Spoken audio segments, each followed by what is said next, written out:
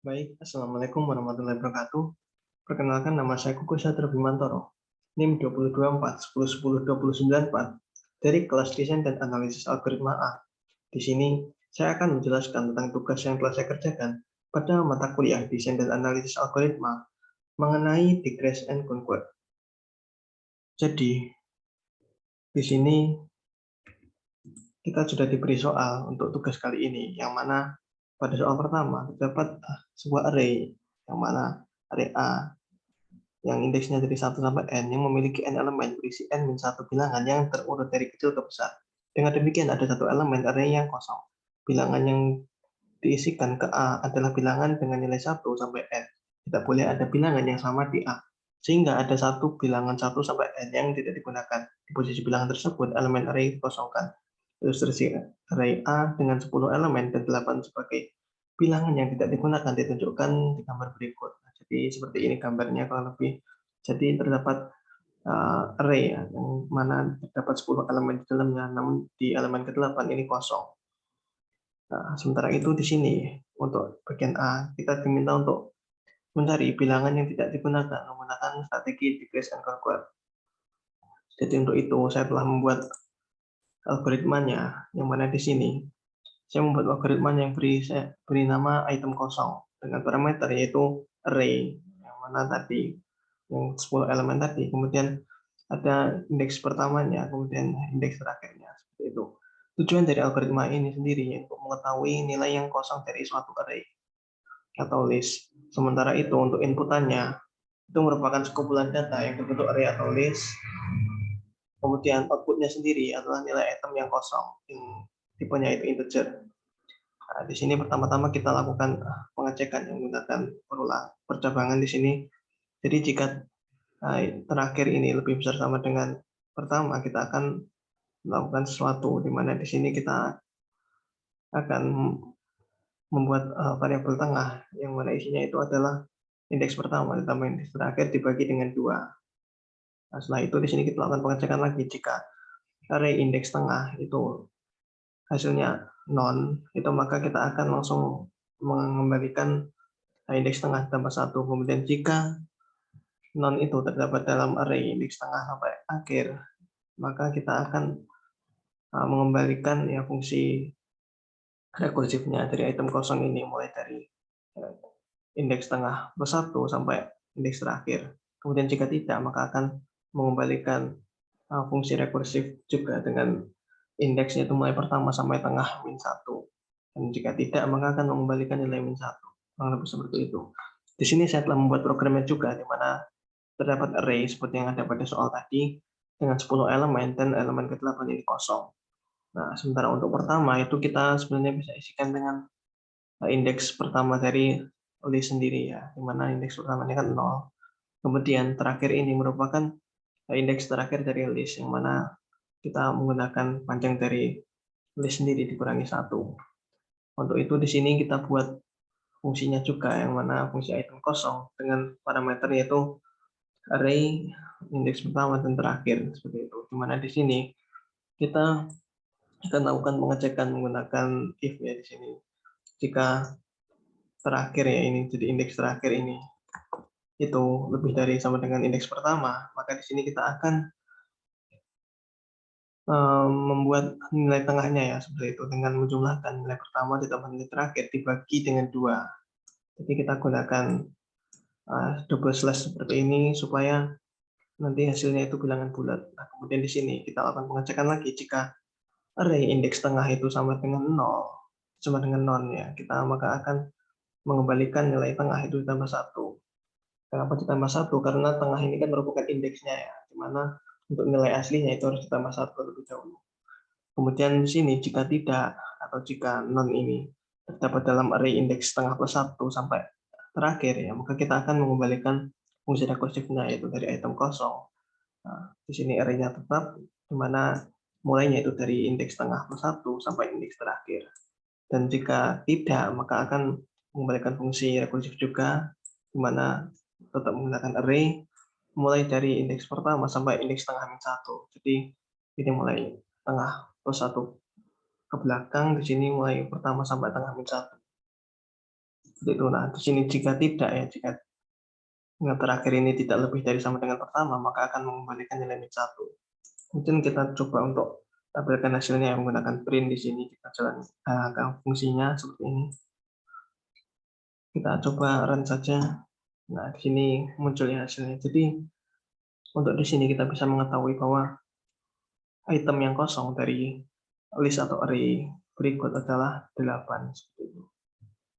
Nah, itu untuk mengerjakan soal yang nomor 1, di mana di sini untuk bagian B kita diminta untuk menjelaskan mengapa algoritma yang telah Anda desain di soal tersebut tergolong decrease and convert. Jadi berdasarkan algoritma yang telah kita buat ini, kita itu melakukan perhitungannya dengan membagi persoalan menjadi sub-sub persoalan.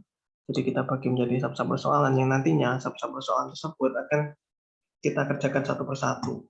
Itu mengapa algoritma yang kita buat ini tergolong decrease and convert. Lanjut ke soal nomor 2, yaitu terdapat operasi perkalian bilangan positif A dan B didefinisikan sebagai B plus B plus hingga B sebanyak A kali. Seperti itu. Di mana untuk bagian A kita diminta untuk mendesain algoritma untuk menghitung A kali B menggunakan strategi brute force. Nah, kemudian setelah membuat algoritmanya juga di bawah sini. Nah, di sini kita bisa lihat untuk soal nomor 2 yang brute force kita telah membuat algoritmanya yang mana kita beri nama perkalian, yang tujuannya itu untuk mengetahui hasil perkalian dari dua buah nilai, yang mana untuk inputnya itu nilai A dan nilai B yang tipenya integer, outputnya hasil perkalian A dan B yang tipenya integer. Kemudian di sini kita buat inputannya saja A dan B, yang mana di sini dua-duanya tipenya integer tadi ya. Sementara di sini kita buat hasil juga, yang mana hasilnya ini sementara 0 ya. Nah, di mana nanti kita akan lakukan perulangan mulai dari 1 hingga A, di mana setiap perulangan dijalankan, hasil ini akan dijumlahkan dengan si B. Jadi hasil ini akan bertambah seiring perulangan dijalankan. Nah, terakhir kita tinggal return saja hasilnya. Untuk programnya sendiri kurang lebih seperti ini ya. Saya telah membuat fungsinya sendiri yang mana saya beri nama perkalian. Di sini terdapat input A dan B yang tipenya integer. Kita rubah dulu jadi integer seperti ini. Hasilnya pun kita beri 0 dan kita lakukan perulangan mulai dari I ya, hingga A, mulai dari 1 hingga indeks ke A seperti ini.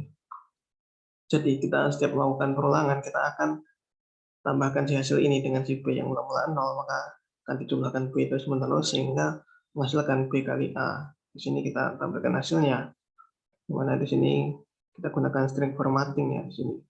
Jadi hasil perkalian dari A dan B, kemudian yang terakhir ini adalah hasilnya. Dan kita jalankan, kita print untuk perkaliannya, kita coba lihat hasilnya.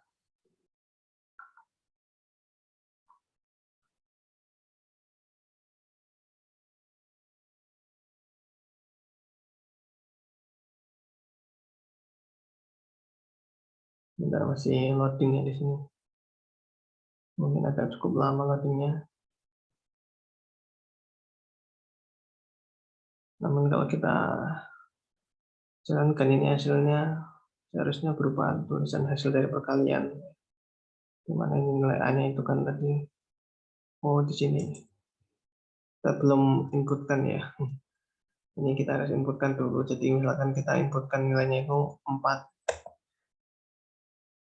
Kemudian kita enter. Nah, nilai B-nya sekarang. Nilai B-nya di sini kita inputkan 7. Nah, hasil dari 4 kali 7 kan harusnya 28 ya. Kalau kita coba enter. Nah, di sini kita bisa lihat hasil dari perkalian 4 dan 7 adalah 28. Jadi sesuai yang kita perkirakan seperti itu.